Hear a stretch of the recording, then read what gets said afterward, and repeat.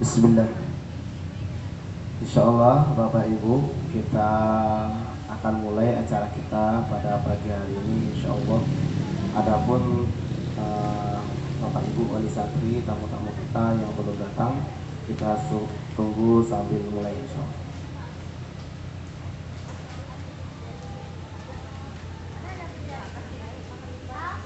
Assalamualaikum warahmatullahi wabarakatuh.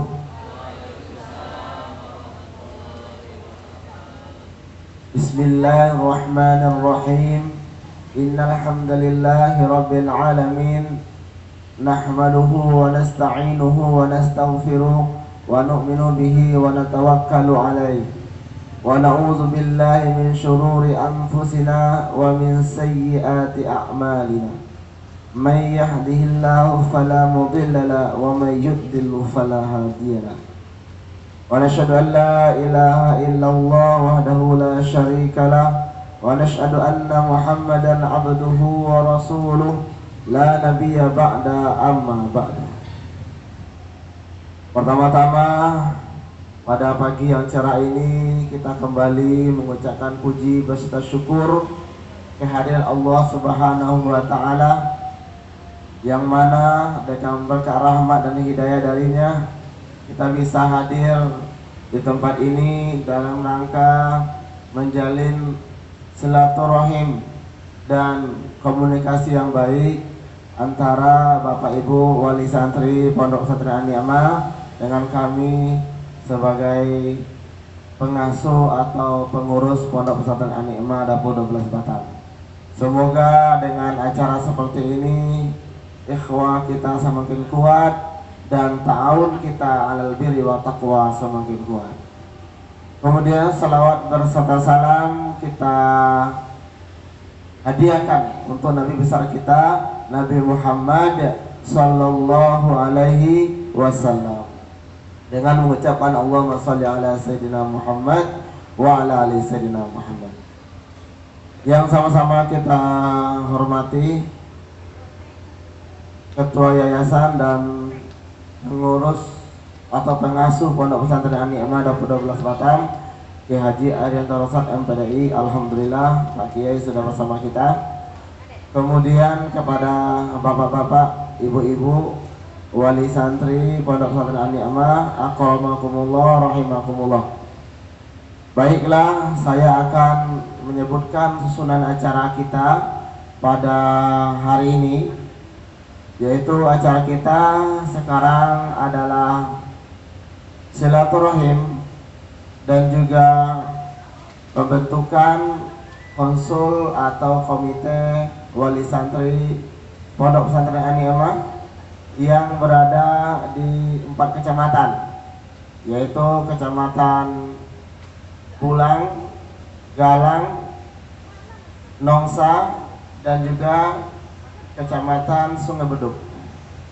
Alhamdulillah pada hari Ahad kemarin kita telah melakukan acara ini di 2 tempat. Yang pertama di Masjid Raya Darul Ghufran Sagulung, juga ada 4 kecamatan yang kita undang. Kemudian siangnya kita adakan di Masjid Baitul Ma'mur di Bukit Senyum Jodoh, juga 4 kecamatan yang kita undang. Dan sekarang kita adakan di Masjid Nurul Islam Mutakuning ini, dan juga 4 kecamatan yang kita undang. Total kecamatan kita di Batam ini ada 12. Baiklah, acara pertama yaitu pembukaan oleh pembawa acara sendiri. Yang kedua, sosialisasi tentang komite atau konsul wali santri Pondok Pesantren An-Ni'mah yang nanti akan disampaikan oleh Pak Kiai sendiri. Yang ketiga, sosialisasi penggunaan aplikasi SIPON, yaitu Sistem Informasi Pondok Pesantren An-Ni'mah, yang kemarin kami setelah kirimkan link dan juga akun serta username-nya melalui grup wali kelas. Kemudian yang keempat nanti ada sesi tanya jawab. Yang kelima doa, dan yang keenam penutup. Baiklah, untuk menghemat waktu kita saja kita buka acara kita pada pagi hari ini dengan membaca Ummul Quran. A'udzubillahi minasyaitonirrajim. Bismillahirrahmanirrahim. Alhamdulillahirabbil alamin arrahmanir rahim maliki yaumiddin. Iyyaka na'budu wa iyyaka nasta'in. Ihdinas siratal mustaqim. Siratal ladzina an'amta 'alaihim ghairil maghdubi 'alaihim waladdallin. Amin. Kita masuk kepada acara kedua, yaitu sosialisasi tentang maksud dan tujuan komite atau konsul wali santri Pondok Pesantren An-Ni'mah. Dalam hal ini akan disampaikan oleh pimpinan Pondok Pesantren An-Ni'mah, Kiai Haji Aidan Rosat MPDI. Kepada beliau kita persilakan.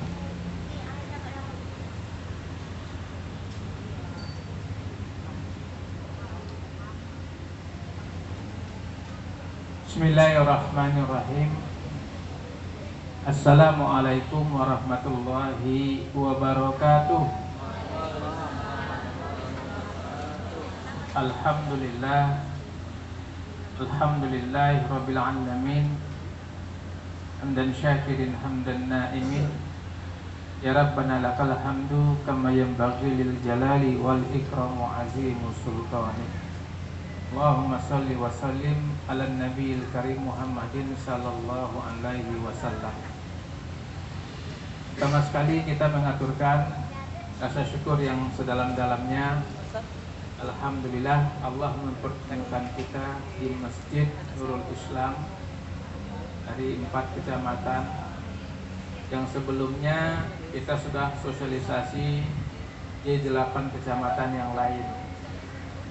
Lalu tanggal 24 Kecamatan Belakang Padang, Kecamatan Sekupang, Kecamatan Sagulung dan Batu Aji di Masjid Darul Kufron.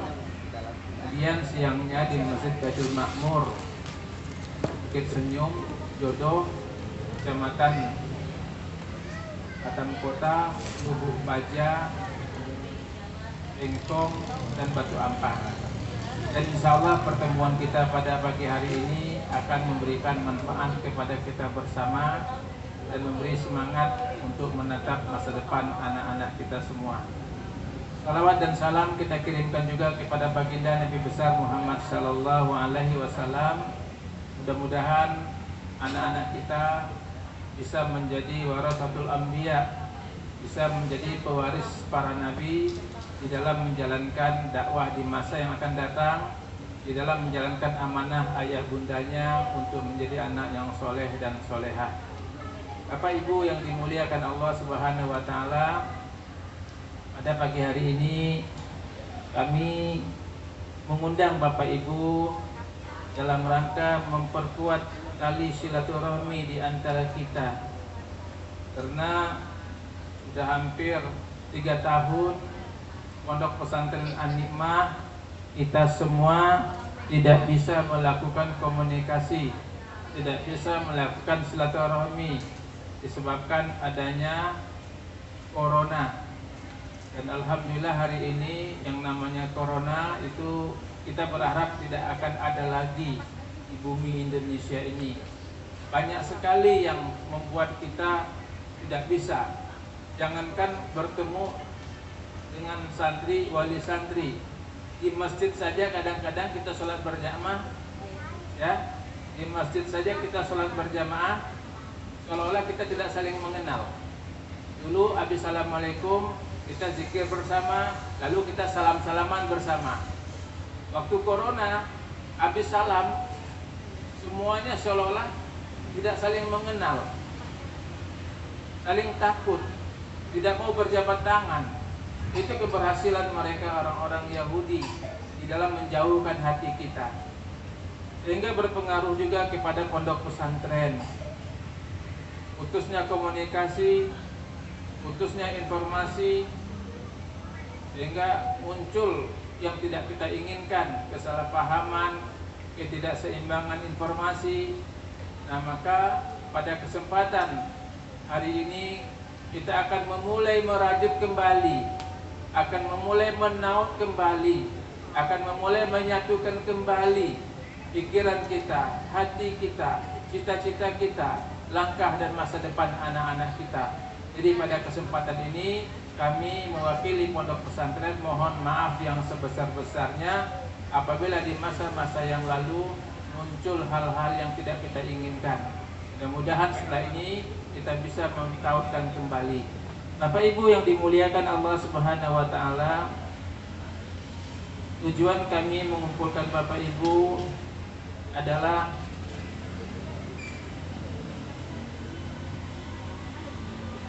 untuk menyampaikan pembentukan sebuah konsul atau komite. Karena kalau di Pulau Jawa itu ada konsul dari Sumatera, misalnya di Pondok Pesantren Gontor, Pondok Pesantren Tumboro. Apa gunanya konsul itu? Konsul ini gunanya sebagai penyambung lidah, penyampai informasi, penyelesai masalah, dan sebagai penghubung antara wali santri dengan pondok pesantren dengan pimpinan pondok. Yang selama ini antara pondok pesantren, pimpinan pondok, santri, orang tua, ustadz berjalan masing-masing, sehingga informasi simpang siur. Dalam hal positif mungkin kita bisa-bisa saja, tapi pada hal yang negatif, informasi yang negatif, kadang-kadang kata orang Melayu, kalau titip pesan bertambah, titip uang berkurang. Kadang-kadang anak kita demamnya sedikit, lalu disampaikan ke ibu yang lain demamnya jadi penyakit gitu. Demamnya sedikit tapi jadi penyakit. Kenapa? Anak saya udah demam 4 hari, tak ada yang kasih kabar, tak diobati. Itulah informasi. Nah, dengan adanya ini insya Allah informasi akan sampai. Apalagi nanti Ustadz Usman akan menjelaskan tentang SIPON. SIPON itu sistem informasi pondok pesantren. Bagaimana nanti ibu bapak tahu seperti apa keadaan anak-anak ibu, anak bapak 24 jam. Apakah dia berprestasi, apakah dia belajar, apakah dia bolos, apakah dia kabur, apakah dia sakit. Nanti informasi muncul secara otomatis di SIPON. Kalau tidak muncul informasi berarti anak bapak baik-baik saja. Jangan ditanya anak saya sakit belum. Jangan doakan sakit gitu. Sebab kalau di Batam ini Pak Ibu, kalau di Jawa anak-anaknya yang bandel. Kalau di Batam ini orang tuanya yang bandel. Dilarang berkunjung, dia berkunjung juga. Dilarang tengok anak, dia tengok juga. Saya sedih, kami sudah berpisah 1 minggu, udah 1 bulan. Adiknya rindu terus, nangis terus. Yang kita bagaimana memotivasi yang di rumah. Kadang-kadang di Batam dilarang jenguk, pas jam sekolah dijenguknya Pak. Nah, ini ibu-ibu yang bandel nih. Ya, anak-anak lagi belajar, ditunggunya di pinggir jalan sampai anak itu pulang. Bayangkanlah ibu mengganggu konsentrasi anak ibu. Ibu mengganggu konsentrasi anak-anak yang lain. Mana mamaku nggak datang, kok mamamu aja yang datang. Lalu sampai informasi ke mama yang lain, Ustadz mana keadilan? Kok ibu itu boleh datang, kok kami tidak boleh? Akhirnya kami menjadi yang tersangka untuk memberikan keadilan. Nah, ini yang sering terjadi di pondok pesantren. Malah saya sarankan, Bu, kalau memang betul-betul sayang sama anak, semakin jauh anak itu dari pondok, tingkat keberhasilannya semakin tinggi. Semakin dekat anak itu dari pondok, tingkat kegagalannya semakin tinggi. Nah, karena Bapak Ibu, ya, kalau nanti ada anak merasa tidak betah, bukan anak itu, Bu. Bukan masalah anak itu, masalah Bapak Ibu di rumah diingatin terus dia. Nah, dia kan ingat juga ke Bapak Ibu gitu. Tapi kalau dia jauh kan Bapak Ibu nggak ingatin, tahunnya tahun depan baru pulang, nggak usah dipikirin gitu. Nah, ini sabunnya habis, samponya habis, jajannya habis, padahal anak tuh aman-aman saja. Ya akhirnya dia betul-betul ngabisin gitu. Nah, jadi Bapak Ibu jangan berlebihan dalam hal ini. Percayakanlah, ya, percayakanlah kalau Ibu memang percaya kepada lembaga tersebut. Itu semua lembaga. Malah di Jawa kan Pak, kalau Bapak buka YouTube bagaimana cara orang tua lihat anaknya yang tidak boleh masuk, ya. Ini dindingnya tinggi, pagarnya tinggi, tengok dari jauh. Entah anaknya atau tidak boleh dadah gitu nih. Ya Bu ya. Malah kalau di Gontor Bu, datang dari Kalimantan bukan jam berkunjung, tidak akan dapat bisa ketemu. Kalau di Animah, cari aja alasan yang paling mudah dan paling tepat, bisa pulang. Alasan yang paling mudah, paling tepat, ayahnya nikah lagi, nanti cepat pulang. Ya. Apapun keadaan di rumah, usahakan anak jangan terpengaruh, biar dia fokus. Nah, makanya kita bentuk konsul ini, komite ini, bagaimana Bapak Ibu nanti nyaman, ya kami pun nyaman, anak-anak pun juga nyaman.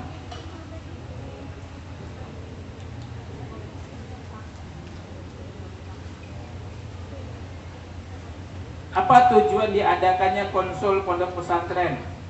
Konsul pondok pesantren adalah badan mandiri yang tujuannya untuk mewadahi peran serta wali santri dalam rangka meningkatkan tali silaturahmi kerjasama antara pondok pesantren dan wali santri. Nah, ini adalah tujuannya itu adalah untuk merekap silaturahmi. Bapak Ibu ini membuat nanti masing-masing kecamatan, nanti itu diisi, nanti masing kecamatan ada perwakilan orang tua santri sebagai penyambung lidah. Misalnya kecamatan Sungai Beduk ada santrinya 20 orang, maka satu di antara orang tua itu menjadi penyambung lidah ibu semua. Ada permasalahan terjadi, kumpul dulu di kecamatan Sungai Beduk, bahas dulu siapa yang akan mewakili. Jadi tidak ramai-ramai datang ke pondok. Akhirnya kami pun tidak konsentrasi, anak pun tidak konsentrasi. Ada ulang tahun. Bayangkan Bu, setiap hari orang tua ngantar kue ulang tahun. Tak diterima di security kena marah-marah. Masa kami sekali setahun aja nggak boleh Pak ngantar kue ulang tahun? Iya, kalau anak ibu aja yang ulang tahun satu orang. Nah kalau 100 orang ulang tahun satu hari, kapan anak kita mau belajar gitu? Ya. Kemarin dapat kiriman rendang dari neneknya di Padang, dapat bibir sanjay. Datang jam sekolah, tidak boleh jam berkunjung, dibantingnya rendang di depan kami. Masa kami titipan neneknya ingin anak cucunya makan rendang, masa ditolak? Gak punya hati pondok pesantren, gak punya perasaan pondok pesantren. Lah kalau kami terima, temannya yang di kamar nanti ngomong sama mama, itu dapat kiriman, maka kita tidak, kami lagi kena. Mana keadilan? Jadi banyak sekali. Kalau ibu bapak ibu heboh, kok SPP saya udah dibayar kok belum dikasih tahu, itu nggak apa-apa. Artinya kamar kotor, kamar bersih. Nah yang sering jadi komplain, kemarin saya lagi dapat komplain, kamar kok kotor melulu Ustaz. Kok setiap saya datang kotor, ibu datangnya jam berapa gitu? Ibu datangnya jam habis weekend. Coba datangnya pas habis jam gotong royong. Tapi datang pas jam anak tidur siang. Dalam Islam juga kita kan dilarang Pak ya, kalau berkunjung di jam siang masuk ke rumah, boleh nggak dalam Islam? Nggak boleh. Bisa jadi rumah itu dalam keadaan kotor, berantakan, apalagi asrama. Si Ali, jangan buang sampah. Yang Ustadz si Ali nggak buang sampah, si Hasan yang buang sampah. Si Salim tidur siang, si Agus sama si Aji kejar-kejaran. Ya namanya dalam dunia asrama kita bisa maklum. Yang jelas dalam 24 jam itu mereka ada tugas masing-masing, pekerjaan, ada kegiatan masing-masing yang dia lakukan. Tinggal bapak ibu pulang ke rumah, tinggal buka aja Facebook, ada grup pondok pesantren. Buka di YouTube ada pondok pesantren, buka di TV Animah ada pondok pesantren. Di situ sajalah untuk melepas rindu. Itulah untuk melepas rindu. Makanya kami coba nanti memberikan yang terbaik. Kalau anak saya nggak nampak di video Ustadz, aku tengok anak saya nggak nampak. Mungkin anak ibu tipenya pemalu. Ya, insya Allah. Nah kemudian tujuan dibentuknya konsul ini juga untuk memperkuat tali silaturahmi. Ibu per kecamatan nanti ada konsul, nanti di kamar pun ada konsul juga. Jadi dari kelas 7 sampai kelas 12 itu anak-anak kecamatan Sungai Beduk dikumpulkan semuanya. Jadi kalau adiknya kelas 7 demam, bisa kakak kelas 9 membantu mendampingi. Tidak seperti hari ini yang terjadi adalah kalau demam pinjam HP guru di SMP, pinjam HP guru di Wusto, ma aku demam. Dan 3 hari nggak diobati. Lalu dikomplain ke bagian kesehatan, ada nggak dia datang berobat? Nggak ada. Ada nggak laporan? Nggak ada. Nah, akhirnya kita menjadi salah paham. Nah, jadi dengan adanya ini nanti anak ibu juga absen alfanya juga, ketidakhadirannya juga, kegiatan juga semuanya ada. Tinggal nanti ibu di aplikasi Sipon. Jadi ibu memang zaman minta demikian Pak ya. Kita harus punya Android. Kalau HP TikTok agak berat, nggak bisa ketemu gitu. IT juga.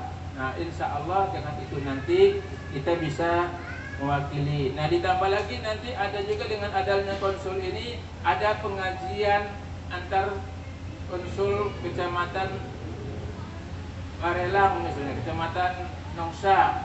Nah, nanti Ustaz kami minta penceramah dari pondok, tapi nanti Ustaz syaratnya ya sebelum Ustaz ceramah, anak kami ceramah dulu perwakilannya, anak kami yang baca Quran. Sehingga nanti bisa menambah semangat. Tapi bukan satu kecamatan Sungai Beduk, nanti satu Sungai Beduk pulang, tidak. Ya. Masing-masing anak nanti ada undangan ke kajian, anak dibawa perwakilan di antara mereka. Pastilah yang kita akan pilih yang terbaik, dan ibu bapaklah punya tugas untuk memberikan motivasi yang terbaik. Nanti mama pengajian bulan depan, kamu belum Ustadz ngisi pengajian, kamu ngisi pengajian dulu, tak apa kultum dulu. Nah, sehingga termotivasi.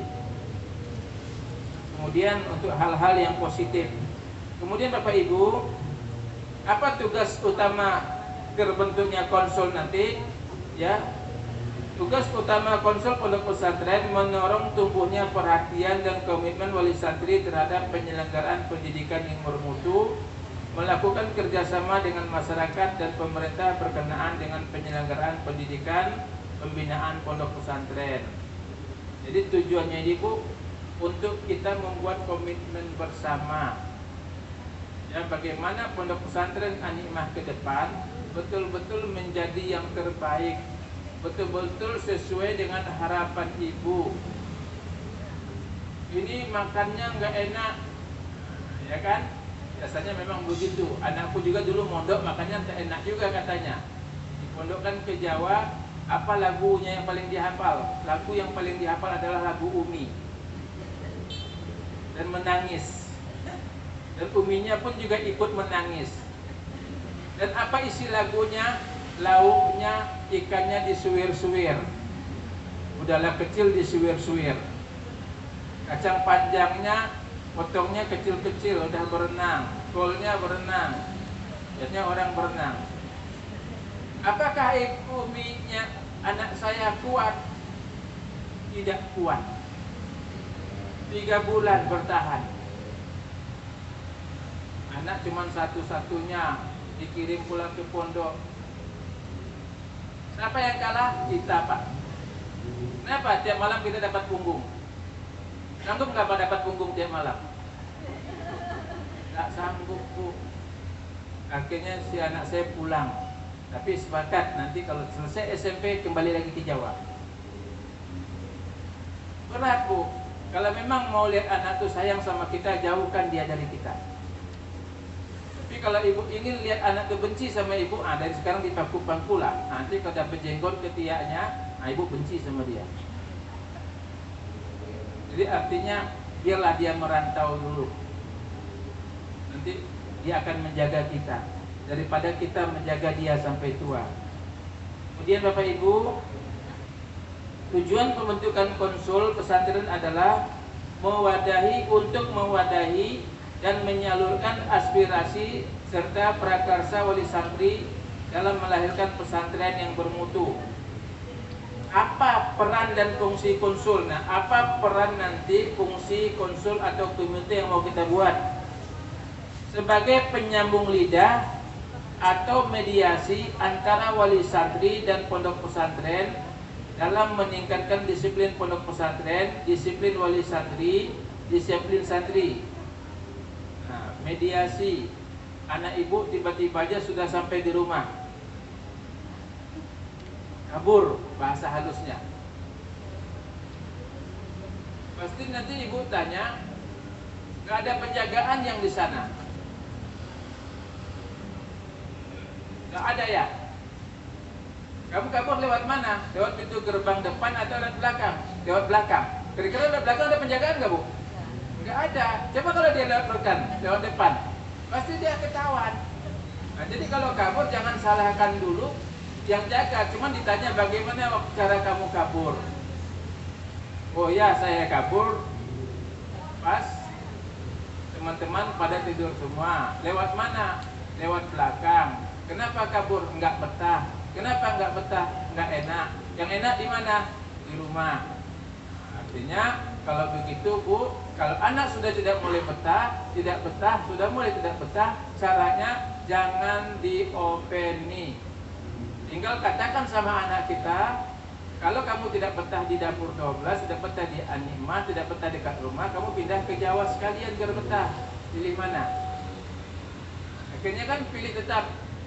Sebab kalau ibu sudah kalah dengan anak, maka besok sampai tua kita akan tetap kalah dengan dia.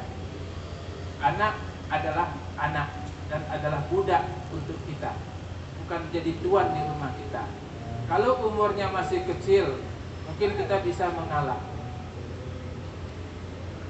Kalau kata Ustadz Salamah itu, kalau umurnya masih 1 tahun sampai 6 tahun, itu diberikan kasih sayang yang penuh. Nanti 17 sampai 12 tahun beri pujian. Nanti 12 tahun sampai 21 tahun beri pujian, beri peringatan, dan beri pelajaran. Dan jangan lagi dekat dengan kita. Kenapa Bapak Ibu? Ini yang paling berbahaya. Yang disalahkan pondok. Nah, kemarin Gus Hasbi baru menyampaikan sama saya, orang tua marah-marahin pondok. Kenapa dia marah-marahin pondok? Anaknya kabur, tidak betah. Kemudian tidak betahnya kenapa? Karena di rumah sudah terbiasa main HP. Sudah terbiasa main HP. Karena ibu biasanya orang yang selalu kalah sama anak. Saya tanya sama ibu yang hadir hari ini, anak ibu yang baju biru ini pegang HP seharian, lalu ibu ambil HP-nya, lalu dia nangis guling-guling. Kira-kira ibu tetap mempertahankan HP atau ibu kembalikan dia menggunakan HP lagi? Yang mana? Yang menang ibu apa anak ibu? Anak. Kira-kira kalau ibu-ibu yang guling-guling, mana yang lebih bagus? Pasti anak mengembalikan HP. Ibu, kasihan yang ibunya guling-guling, atau dia senang ibu guling-guling, HP-nya lupa. Nah, kalah. Jangankan sampai umur 2 tahun, anak 1 tahun saja dapat dia pegang HP, itu ibu sudah kalah. Nah, lalu diantar ke pesantren, tidak ada HP, sakau dia. Tahu sakau, Bu? Nah, ibu juga kalau nggak ada HP sakau, Pak ya? Enggak, Bu ya? Malah ada bapak-bapak merasa bangga dengan salah seorang ulama mengatakan, ya Kiai, kenapa? Aku selalu melihat wajah istriku setiap malam di balik selimut bercahaya, katanya. Apakah istri saya adalah wanita solehah, Kiai? Kata Kiai, kenapa Pak? Iya, sepanjang malam saya lihat cahaya wajah istri saya di balik selimutnya. Biasanya kalau malam wajah bercahaya itu kan orang-orang solehah, Pak ya. Kata Kiai, itu cahaya HP, katanya, di balik selimut istri-istrimu. Dan yang lebih berbahaya lagi, lebih gila lagi, ayah, suami sama istri sama-sama. Kalau dulu Pak ya, maaf, zaman-zaman dulu belum ada HP, kita kalau tidur kan berhadapan-hadapan, ngobrol Pak ya. Bagaimana keadaan tadi siang, bagaimana kerjaannya, bagaimana anak-anak. Itu dulu sebelum ada HP Android. Setelah ada HP Android, ayahnya ngadap sana, ibunya ngadap sana, tapi tidur itu tetap tamping-tampingan. Tapi bukan ibu-ibu yang sini kok. Ibu-ibu sini baik-baik semua. Kadang-kadang itu yang dekat jadi jauh, yang jauh jadi dekat. Yang satu tetap dengan selingkuhannya, satu dengan selingkuhannya, tapi sama-sama nggak tahu. Itu bukan yang di sini, itu yang tempat yang lain. Tapi itulah bahayanya HP. Nah, apalagi anak-anak sudah terbiasa dengan hal-hal yang sifatnya ucah. Maaf Pak ya, makanya saya bilang ke Bapak, kalau anak itu nanti liburan pulang, jangan lepaskan HP 100% ke tangan dia. Silakan main HP tapi di ruang tamu. Tidak ada HP yang bawa sampai ke dalam kamar. Tidak ada HP yang dibawa sampai tidur. 3 bulan kami bentuk anak Bapak, 3 bulan kami bentuk anak Ibu, 3 hari rusak. Pulang kami bentuk lagi, nangis kami Bu. Susah kalau udah pulang liburan tuh Bu, aduh, kalau bukan anak kandung mungkin udah kena ikat pinggang. Tapi kena anak orang lain, tahan-tahanlah dada, karena kena juga rotan. Rusak 3 hari di rumah, 3 bulan kita perbaiki lagi, dan libur lagi 3 bulan, kena lagi 3 rumah. Apa kata emaknya? Kasihan, 3 bulan gak main HP, biar aja lah sampai pagi. Apa yang ditontonnya? Porno. Sampai di pondok, kawannya diolahnya. Kalau di rumah kan bisa saja dia menyanyikan lagu Ina Nino Keke. Karena gara-gara itu, nah di pondok dilakukan, ketahuan dah kena rotan.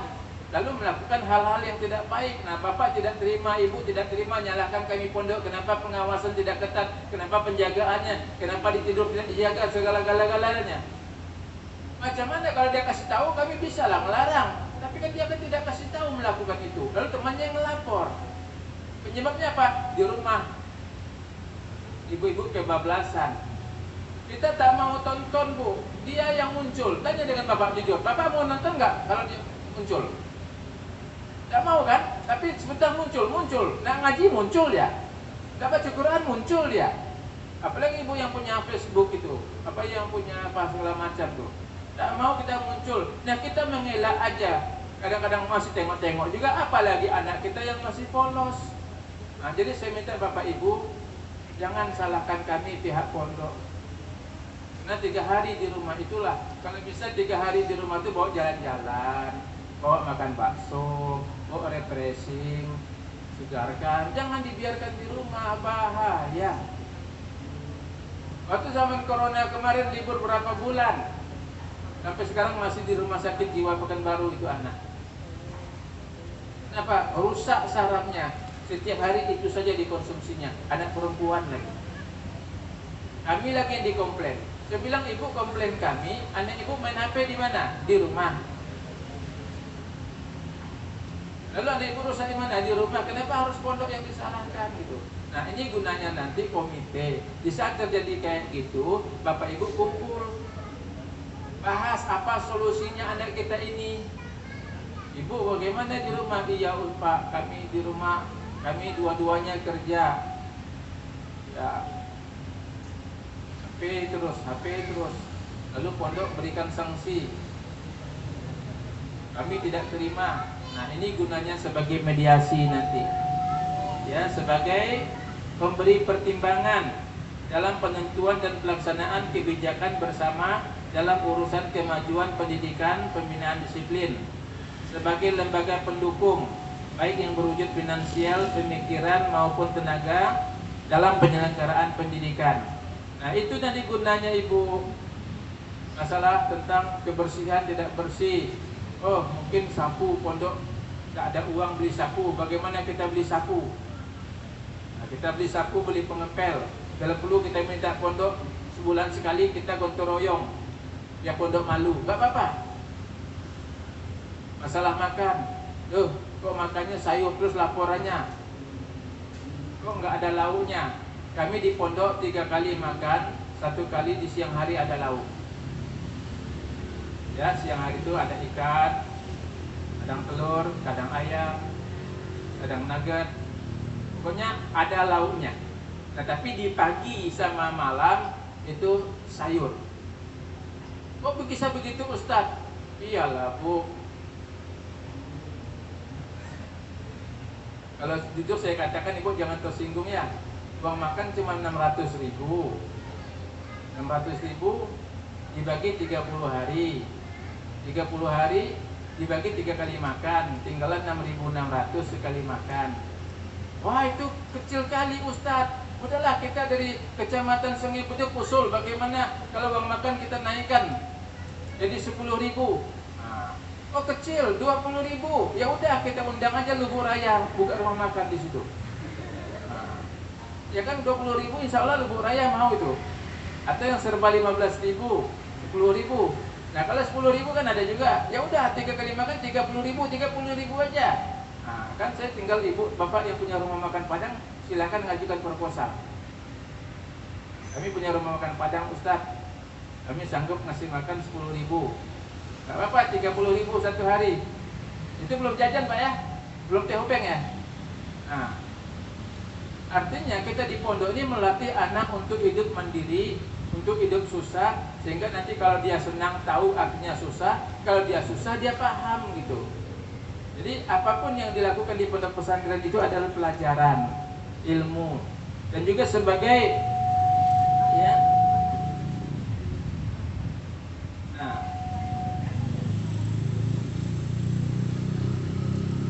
tugas konsul juga adalah untuk menampung, menganalisa aspirasi, ide, tuntutan dan berbagai kebutuhan pondok pesantren, santri dan wali santri. Nah, tugas komite juga menampung ide, keluhan, tuntutan. Ustadz, kok airnya jorok, keruh, anak-anak laporannya begitu. Itulah kadang-kadang ibu, kita orang Indonesia ini, kalau airnya bagus, tidak ada yang komplain. Kayak kita lah, kalau ATP hidup terus ada yang komplain gak Pak? Kalau ATP mati, ATP hidupnya sebulan terus, tapi 1 hari mati. 1 hari itu aja yang nampak dosanya. Yang 29 hari, nah itulah kita, kebanyakan orang tua yang sering kami rasakan di pondok pesantren. Padahal sekian hari tidak ada yang aman-aman aja. Pas air kering biasalah Batam kadang-kadang ATP mati. Ibu pernah merasakan ATP mati enggak? Tapi saya yakin Sungai Beduk tidak, karena dekat dam. Kering juga ya. Nah, apalagi kami yang di ujung sana, udah tidur semua orang Batam baru air sampai sana. Cobalah ke depan kalau orang Batam tidak tidur lagi, nggak sampai air. Sehingga kita nyiapkan tangki, nyiapkan daur ulang. Nah, kalaulah agak keruh-keruh sedikit, ya maklum. Tapi insya Allah kami akan berusaha memberikan yang terbaik. Jangankan santri, beliau aja ngeluh sama saya tadi. Ya, kok air di kamar mandinya keruh ya. Mungkin ikan paus habis berenang di damnya. Kan itu. Jadi kita menikmati sajalah. Kemudian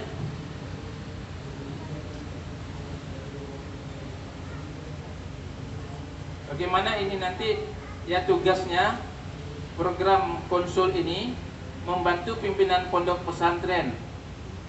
Ya. Artinya Bapak Ibu membantu kami di dalam menyelesaikan permasalahan yang terjadi di pondok pesantren.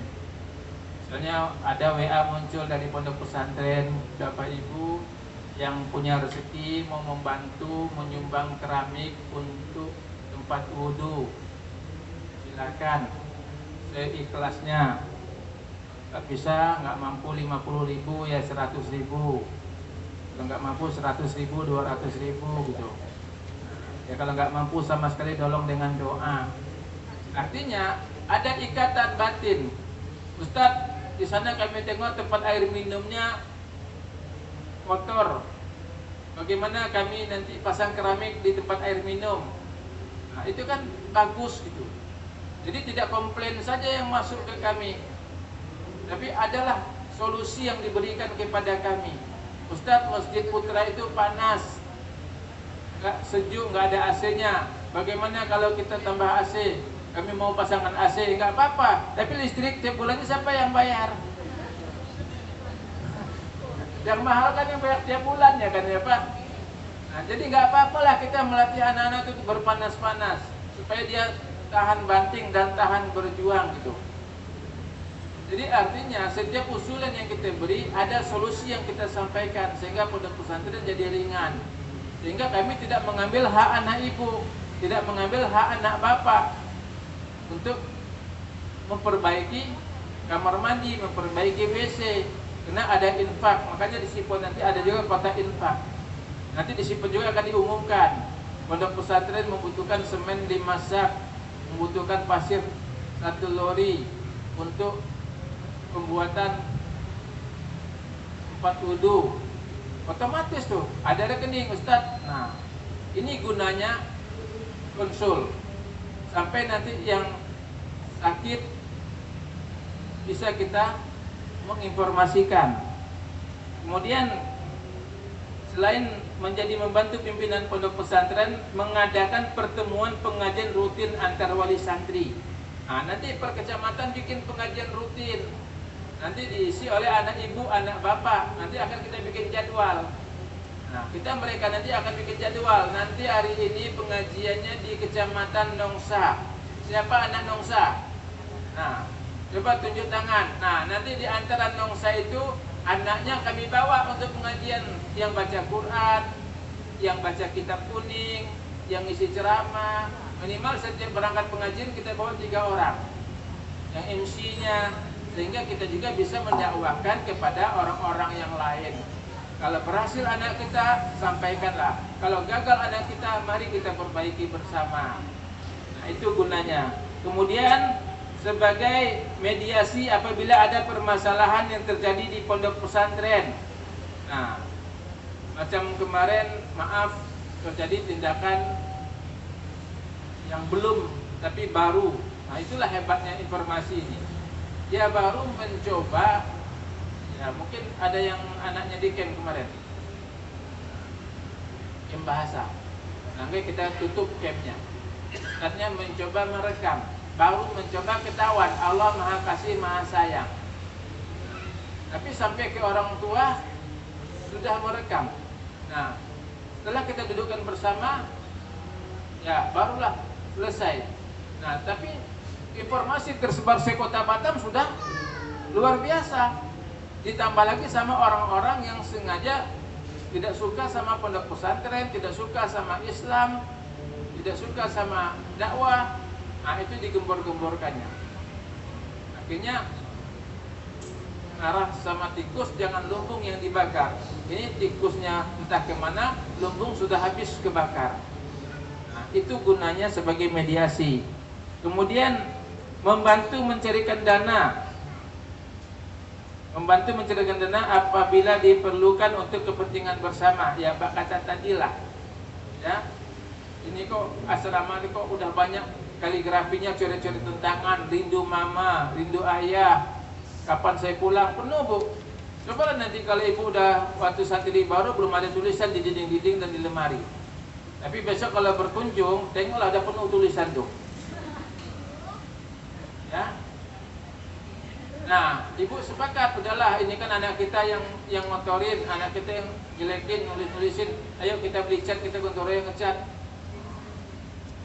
Itu gunanya. Kenapa kami selalu kok yang dia nulis itu kami tidak lihat. Nulis kami tidak jaga. Dia pandai nyimpan spidol di lemarinya masing-masing. Kadang-kadang buku tulisnya penuh dengan catatan bahasa hati, bukan bahasa pelajaran. Jadi itu. Kemudian memberikan pertimbangan, saran, usul dan solusi dalam kemajuan pesantren dan kualitas santri. Mungkin Bapak Ibu anaknya dari rumah sudah punya modal hafalan 1 juz, tapi sudah sampai di pondok 3 bulan hafalannya bukan bertambah malah berkurang. Dan setahun nggak nambah-nambah. Nah ibu berikan saran, Ustaz, anak saya waktu mondok, anak saya waktu di rumah ada hafalan, kok dari pondok nggak ada hafalan. Sehingga ustaz-ustaz pun ngeh gitu. Kadang-kadang Bu, ini ada barisan penghafal Quran, halakoh ada 10. Nah ustaz di sini, anak ibu selalu di barisan paling belakang, kok nggak maju-maju ke depan? Nah ustaz juga kalau udah habis kan udah selesai. Kenapa? Dia dikejar tugas yang lain. Nah minta solusi ustaz, bagaimana anak saya bisa juga ada di depan? Apa penyebabnya? Mungkin hafalannya kurang kuat atau. Nah sehingga ibu bapak bisa mencari solusi. Nanti ada juga ruang informasi yang dibentuk. Ustaz Usman nanti akan menyampaikan. Kemudian juga untuk mengetahui jadwal antar bekal. Ini yang sering ditanyakan. Anak saya odolnya habis, sabunnya habis, kapan kami boleh mengantar, boleh ketemu atau tidak. Yang jelas kita sepakati bersama 3 bulan anak baru boleh pulang, berarti boleh ketemu. Selama 3 bulan tidak ada satupun alasan untuk bisa ketemu dengan anak, kecuali emergensi, nenek sakit, orang tua sakit, ya. Yang boleh pulang kalau yang menikah, Bu ya, hanya sebatas yang boleh pulang kalau ada keluarga yang menikah, Pak ya. 1, apabila ayahnya menikah lagi, atau ibunya menikah lagi, atau kakaknya menikah, atau adiknya menikah. Kalau pamannya boleh ya? Nah, paman nggak boleh ya? Paman nggak boleh paman ya? Nah, itu dengar Bu ya.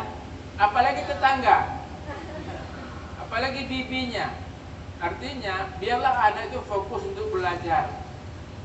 Nah kalau ada keluarga dari jauh datang, bukan betul-betul mendesak, nggak usahlah anak itu dijemput. Sebab anak itu kalau sudah pulang, itu sudah pikirannya sudah kacau lagi. Sampaikanlah sama keluarga ini, biarlah nanti kalau dia selesai, ada waktunya dia akan datang menemui kita. Nah kecuali kalau sakaratul maut, itu meninggal dunia, yaitu anak boleh pulang. Sakit keras orang tuanya boleh pulang. Tapi kalaulah bagus, bagaimanapun kondisi sakit kita, jangan ganggu pikiran anak dulu. Kecuali kalau memang sudah gak memungkinkan lagi, nanti silakanlah dijemput.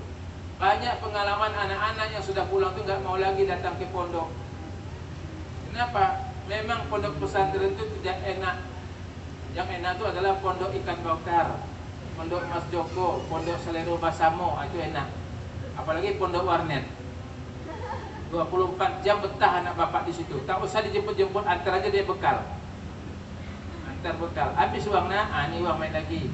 Dia makan belum, ini kasih nasi bungkus. Insya Allah 3 bulan pun dia bertahan di kursi warnet tersebut. Tapi di pondok pesantren siapa yang mampu bertahan, itulah yang sukses. Di pondok pesantren Bu, jam 3:30 sudah dibangunkan. Suka tidak suka, ikhlas tidak ikhlas harus bangun. Kira-kira di rumah saya minta ibu bapak coba tunjuk tangan yang membangunkan anaknya 3:30 dan mampu menyuruh dia tahajud. Saya gratiskan uang SPP sama operasional 1 bulan. Susah. Yang membangunkan 3:30, nak bangun nak, ayo tahajud. Enggak apa-apa Pak. Ini yang kami alami, ini tangan ini, ya. Ini anak baru nih. Ada ini anak kecamatan mana? Oh Natuna. Nah, Natuna Bu. Mamanya rindu nggak sama anaknya? Bisa ketemu nggak 3 bulan sekali? Enggak, nah ini setahun sekali. Itu pun kalau bisa pulang, kalau nggak angin kencang.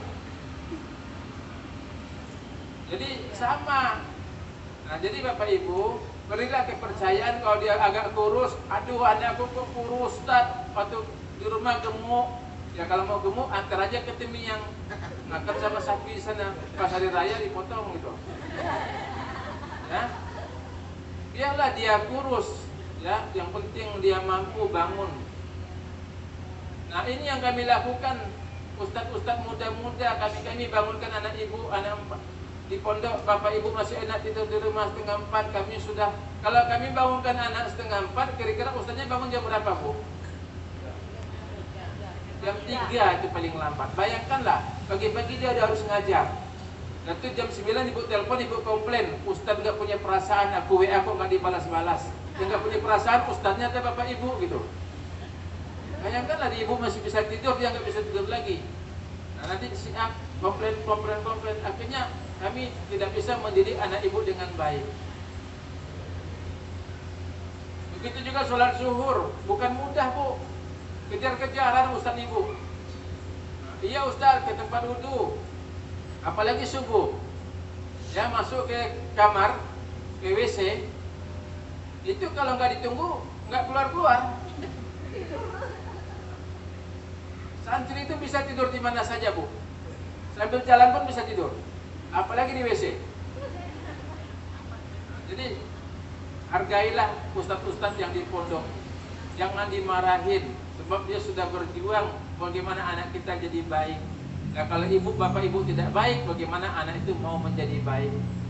Nah begitu juga nanti jadwal antar bekal, kemudian suatu saat nanti ada studi banding antar kecamatan, ya. Banyaklah program positif yang kita lakukan. Yang penting jangan arisan. Cuma kadang-kadang kalau arisan itu buat orang-orang kan jadi datang. Lagi arisan besar ya. Kita arisan satu kali pertemuan 500.000 ya. Ya kasihan yang punya uang 50.000. Segan dia. Cuma kalau ibu-ibu itu kadang-kadang kan tidak pandai jaga perasaan ibu-ibu yang lain tuh. Maaf bu, jangan marah sama saya ya. Jadi kalau bisa tidak adalah, kalau memang mau arisan silakan, tapi jangan memberatkan sehingga orang tidak jadi datang di acara itu. Nah, mungkin itu gambaran dari saya Bapak Ibu. Nanti Ustaz Usman akan menjelaskan tentang sifon, ya. Kami mohon maaf. Nanti terakhir kita buka ruang tanya jawab. Untuk saya sementara itu saja. Assalamualaikum warahmatullahi wabarakatuh.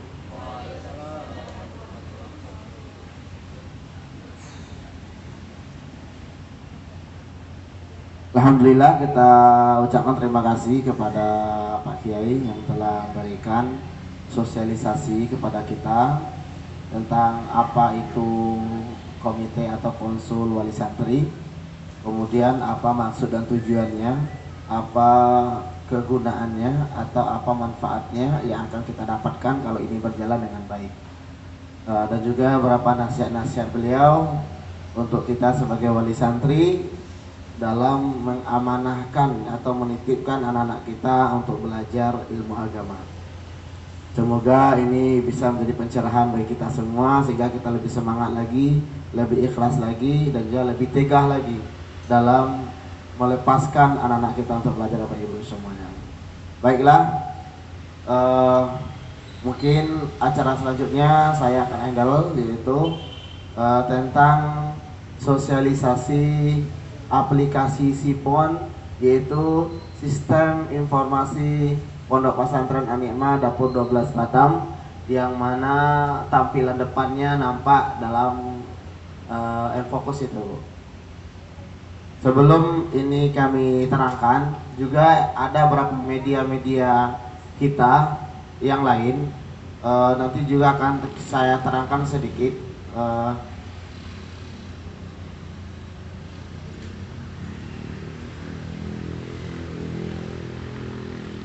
Sebelum mulai, mungkin Bapak Ibu kita baca satu hadis ya.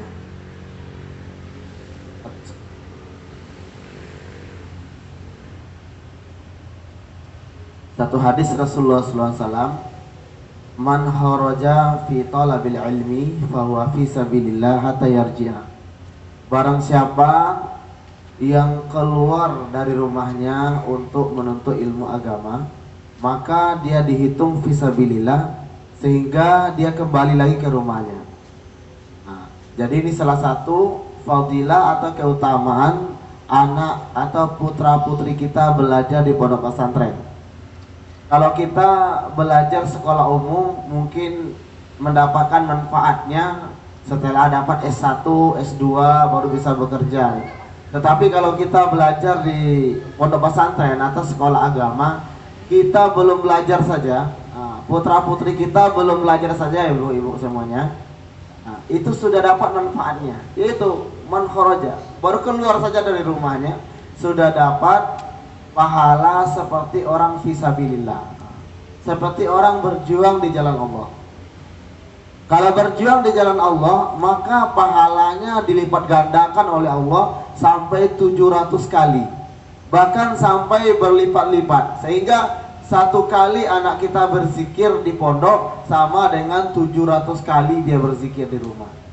Satu kali dia melaksanakan sholat duha, maka seperti 700 kali dia melaksanakan dari rumah itu. Ini pahala yang luar biasa. Itu selalu, selama dia di pondok, terus pahala itu mengalir kepada dia. Berapa banyak Al-Quran yang telah dia baca, berapa banyak sholat sunnah yang telah dia laksanakan, berapa banyak zikir-zikir dan wirid-wirid dan sholawatan yang dibaca di pondok. Itu semuanya dilipat gandakan oleh Allah Subhanahu wa ta'ala. Bahkan dalam mafhum hadis dikatakan, para malaikat itu rela membentangkan sayapnya untuk diinjak oleh orang-orang yang menuntut ilmu agama. Malaikat saja Bapak Ibu. Kemudian bahkan ada dalam mafhum hadis yang lebih dahsyat lagi. Ya yasluna kitab Allah wa yatadarasuna bainahum, itu lafadznya. Orang-orang yang membaca kitab Allah dan mereka saling belajar di antara mereka. Mudarasa. Ini diterangkan oleh ulama, ini orang-orang yang berada di pondok pesantren.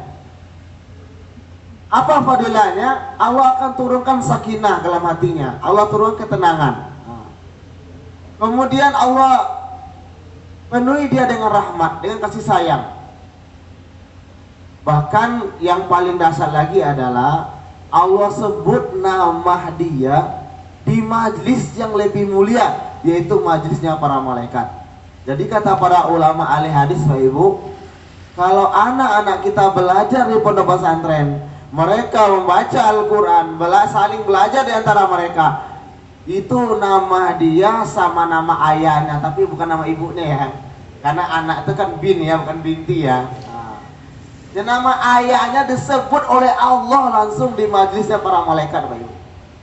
Kalau nggak percaya baca hadisnya nanti, dalam kitab Fadilah Amal ada, dalam kitab-kitab keutamaan beramal yang lain juga ada banyak. Jadi disebut misalnya nama ini anak kita ini yang santri baru nih, karena dia semangat nih saya bawa tadi dampingi saya. Namanya Fahrozi. Misal nama ayahnya Abdullah, jadi langsung Fahrozi bin Abdullah.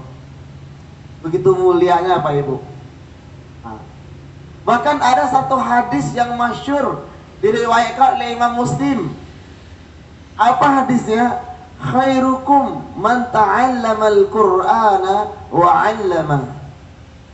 Sebaik-baik kalian, yang terbaik di antara kalian adalah man, orang yang belajar Al-Qur'an dan mengajarkannya. Dalam riwayat yang lain atau ya, jadi bisa dia belajar saja atau dia bisa mengajar saja. Jadi Rasulullah telah sampaikan bahwasanya anak kita yang belajar Al-Quran, yang mengajar Al-Quran adalah yang terbaik. Itu yang menyampaikannya Rasulullah. Rasulullah nggak mungkin dusta. Dan apapun disampaikan oleh Rasulullah itulah wahyu dari Allah Subhanahu Wa Taala. Jadi Bapak Ibu semuanya, jangan pernah ragu anak kita di pondok pesantren. Jangan pernah merasa rugi. Jangan pernah merasa minder, jangan pernah merasa kecil hati anak kita berada di pondok pesantren. Dan alhamdulillah yang saya rasakan, dulu saya sekolah Bu di SD negeri, kemudian Sanawiyah negeri, habis itu Alia negeri. Ketika itu nggak ada pondoknya,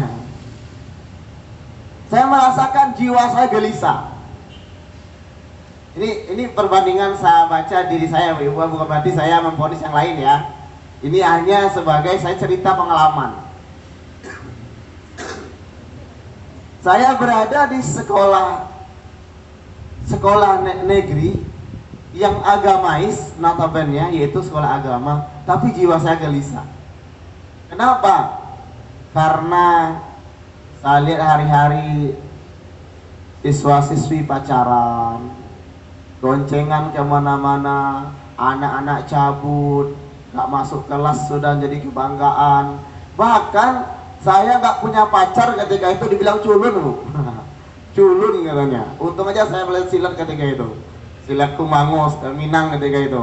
Ayo saya tantang, kalau kamu benar-benar laki-laki, ayo. Pas ketika lagi belajar silat ketika itu, akhirnya gak berani. Sampai dalam mindset anak-anak kita seperti itu di sekolah-sekolah luar sekarang. Kalau nggak punya pacar culun, kalau nggak cabut nggak gaul, kalau nggak ngerokok, wah nggak gaul. Itu yang saya lihat teman-teman saya, ngerokok, cabut, pacaran, bahkan itu jadi kebanggaan. Nauzubillah min dzalik, ada di antara mereka mungkin yang kecelakaan sebelum ketika berada di sekolah. Itu yang saya lihat, laki-laki perempuan campur, perempuan pakai baju putih, maaf ya, pakai dalamnya nampak dari luar. Ketika itu saya sebagai ketua OSIS risau. Kalau saya sampaikan haramnya pacaran, haram sendirilah kata teman-teman. Ketika itu baru saya mondok pesantren sampai 10 tahun. Baru melalang buana berangkat sendiri, gak diantar sama orang tua. Kenapa? Dengan kerisauan, dengan kecintaan kepada agama, cita-cita menjadi ulama, cita-cita menjadi hafiz Quran, cita-cita menjadi seorang mu'alim, seorang dai. Akhirnya apa? Ketika saya di pondok pesantren mendapatkan pelajaran-pelajaran tasawuf, pelajaran hadis, pelajaran tafsir dari ulama-ulama yang sanadnya bersambung sampai Rasulullah di Temboro sana, pondok pesantren Al-Fatah Temboro. Bahkan seandainya Pak Ibu kalau nggak direm sama orang tua saya, mungkin saya nggak nikah sampai sekarang. Ingin saking nikmatnya belajar, belajar tuh nikmat. Kalau dapat nikmatnya belajar agama itu, nggak mau disuruh pulang. Maka santri-santri sekarang kok heran, kenapa pengennya pulang terus, sedangkan kami dulu disuruh pulang pun malas. Kenapa? Saking nikmatnya belajar. Dan kenapa hari-hari disampaikan oleh kiai bahwasannya belajar ilmu agama ini adalah yang terbaik. Belajar di pondok pesantren adalah suasana yang terbaik. Akhirnya apa Bapak Ibu semuanya? Akhirnya kita punya cita-cita. Saya ingin belajar sampai mati, mengajar sampai mati, ngurus santri sampai mati. Itu cita-cita saya, Ibu. Karena apa? Terasa nikmatnya. Dan ini yang kami sampaikan kepada anak-anak kita di pondok pesantren. Kemudian al-ulama warasatul anbiya. Ulama ini adalah pewaris para nabi. Nabi itu adalah nabi dan rasul itu makom manusia tertinggi. Nggak ada lagi melebihi nabi dan rasul dan nabi. Karena sekarang ini nggak ada lagi nabi, nggak ada lagi rasul, maka siapa penggantinya? Yaitu para ulama. Jadi ulama itu sudah makom tertinggi sekarang nih Pak Ibu. Di mana dicetak para ulama ini? Yang paling baik mencetak para ulama adalah di pondok pesantren. Karena ulama ini makom yang tinggi, makom yang mulia, bahkan orang hafiz Quran bisa mensyafaati 10 keluarganya yang telah divonis masuk neraka Pak Ibu. Sedangkan orang kafir nanti di akhirat dia akan meminta kepada Allah agar bisa dia akan gunakan emas sebesar dunia untuk menebus diri dia dari neraka. Allah tolak tawarannya. Tetapi bagi orang yang hafiz Quran, bukan dia yang nawarkan, Allah suruh dia mensyafaati 10 keluarga dia telah divonis masuk neraka jahanam. Jadi itu matematiknya apa Pak? Orang kafir tadi satu orang dirinya dia ingin ditolak, ingin ditebus dengan emas sebesar dunia, Allah tolak. Bahkan dia tambah lagi, saya ditambah 1 dunia lagi, 2 dunia, dia ditolak juga oleh Allah. Orang hafiz Quran 10, berarti 10 kali 2, 20. Satu orang hafiz Quran hitungan dunianya lebih mahal daripada Bapak Ibu punya emas sebesar 20 kali dunia, Bapak Ibu. Yakin enggak Bapak Ibu semuanya? Punya satu orang anak hafiz Quran, ibu lebih kaya daripada orang mempunyai 20 emas sebesar dunia. Yakin Bapak Ibu? Bapak yakin nggak? Ibu yakin nggak? Ya kita harus yakin Bu. Ini penjelasan dari Al-Quran Bapak Ibu ya. Nah, karena dunia ini akan ditinggalkan, walaupun 100 dunia pun Bapak Ibu punya harta, kalau meninggal dunia bukan punya ibu lagi, nggak punya ahli waris itu. Bahkan kalau dunia ini sudah kiamat nggak ada lagi gunanya itu. Tapi anak kita yang hafiz Al-Quran akan menjaga kita sampai kapanpun nanti di akhirat. Bahkan nanti dia akan naik surga sebanyak hafalan dia. Dan dia naik bukan sendiri ya Pak Ibu, tapi menggandeng Bapak Ibu kiri kanannya dengan memakai mahkota di kepalanya. Maka jangan pernah kita merasa minder, merasa rugi, merasa rendah anak kita di pondok pesantren Bapak Ibu. Dunia ini hanya sementara saja, sementara akhirat yang akan kita cari. Nah, orang yang belajar